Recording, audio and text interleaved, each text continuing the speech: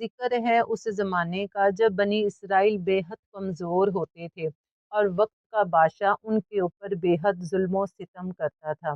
یہاں ظلم یہاں تک بڑھ چکا تھا کہ بنی اسرائیل کے مختلف قبیلے چھوٹی چھوٹی آبادیوں میں آباد تھے۔ یہ لوگ غریب اور محنت کش لوگ تھے، بھیڑ بکریاں پال کر گزارا کرتے۔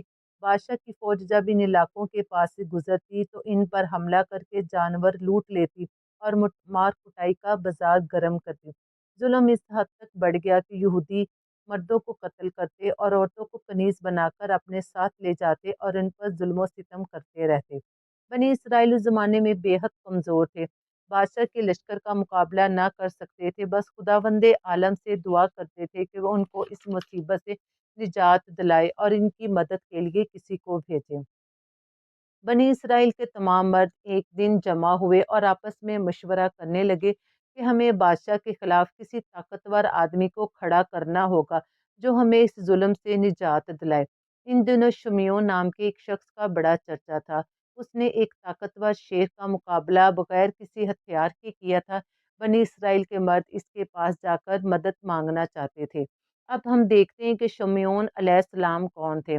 توریت و بابل میں سے پیغمبر کہا گیا ہے، جبکہ دیگر مذاہب کے لوگ ان کو ایک ولی مگر بہادر انسان مانتے تھے جو بے حد بہادر ہونے کے ساتھ ساتھ عبادت گزار اور اکثر روزے سے ہوتے تھے۔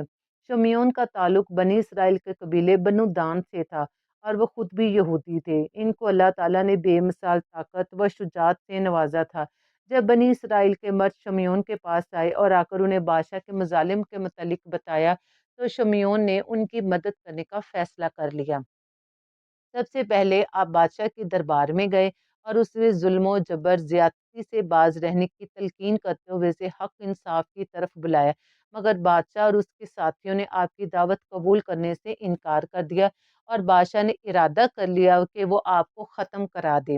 جب حضرت شمیون نے دیکھا کہ بادشاہ کسی طرح بھی ظلم و جبر سے باز نہیں آ رہا تو آپ نے بادشاہ کے خلاف تلوار اٹھائی اور اکیلے ہی بادشاہ کی فوج سے لڑ پڑے اور دیکھتے ہی دیکھتے آپ نے بادشاہ کے ہزاروں سپاہی مار دیے۔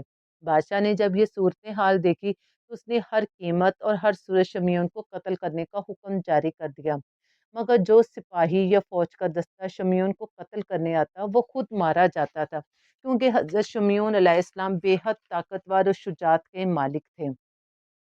روایت میں آتا ہے کہ شمیون سال کے 4 ماہ بادشاہ کی فوج سے لڑائی لڑتے اور باقی مہینے عبادت میں گزارتے تھے۔ جب شمیون عبادت الہی کے لیے گھر سے باہر جنگل میں چلے گئے تو پیچھے سے بادشاہ کا وزیر آپ کی بیوی سے ملا۔ شمیون کی بیوی انتہائی وفادار اور پارسا عورت تھی، مگر بادشاہ کے وزیر نے آ کر اسے کہا، بادشاہ تمہیں اپنی ملکہ بنانا چاہتا ہے اور تمہیں اس غربت سے نکال کر عیش و آرام کی زندگی مہیا کرنا چاہتا ہے، مگر بادشاہ نے ایک شرط رکھی ہے کہ تم اپنے شوہر سے اس کی طاقت کا راز پوچھ کر اسے قتل کر دو۔ شمیون کی بیوی وزیر کے بہکاوے میں آ گئی اور اس نے وعدہ کر لیا۔ رات کو جب 5 مہینے بعد شمیون واپس آئے تو رات کو شمیون کی بیوی نے پوچھا، آپ کی اس لازوال طاقت کا راز کیا ہے؟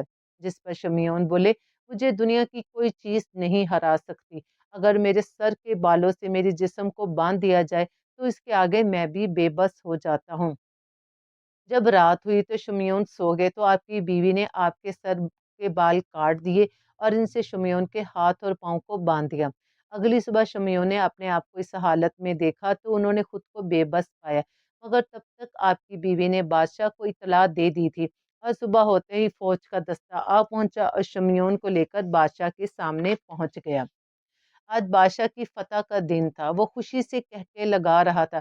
بادشاہ کے حکم سے شمیون کی آنکھیں نکال دی گئیں، ہاتھ پاؤں کاٹ دیے گئے اور پھر زبان بھی کاٹ کر ان کو بادشاہ کے حکم سے دریا کے کنارے ڈال دیا گیا۔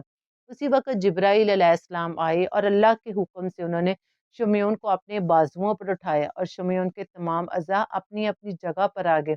جبرائیل علیہ السلام نے فرمایا، اے شمیون اٹھ کھڑے ہو، خدا کے حکم سے اور اللہ نے تمہیں بے حد طاقت و قوت دی ہے، بس اس ملعون بادشاہ و محل کا ستون پکڑ کر ان سب کو دریا کے سپرد کر دو۔ شمیون اللہ کا نام لے کر اٹھے اور محل کا ستون پکڑ کر اسے اکھیڑ دیا۔ محل میں ایک قیامت کا منظر برپا ہو گیا، ہر طرف چیخ و پکار تھی، مگر اہل اموزیہ اب ہلاک ہو گئے اور بادشاہ بھی واصل جہنم ہوا۔ شمیون نے اللہ کے حکم کے مطابق اپنی بیوی کو معاف کر دیا کیونکہ وہ پارسا تھی اور بہکاوے میں آ کر بادشاہ کی مددگار بنی تھی۔